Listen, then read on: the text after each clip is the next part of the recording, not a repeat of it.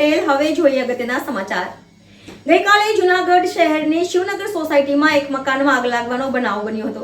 લગભગ 10:30 કલાક આસપાસ શિવનગર સોસાયટીમાં આવેલ એક ટેનામેન્ટમાં અચાનક બાટલો સળગ્યો હતો। બાટલો સળગતા જ બાટલાને ઘરની બહાર મૂકી દેવામાં આવ્યો હતો।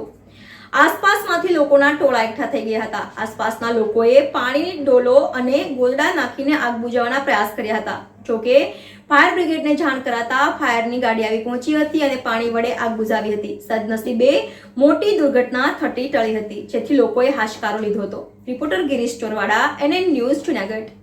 દર્શક મિત્રો, તમારી આસપાસ બની રહેલી અવનવી ઘટનાઓ વિશે જાણવા માટે NN ન્યૂઝને લાઇક કરો, શેર કરો, સબસ્ક્રાઇબ કરો અને બેલ આઇકન પ્રેસ કરો, જેથી આપને નોટિફિકેશન્સ મળતી રહે।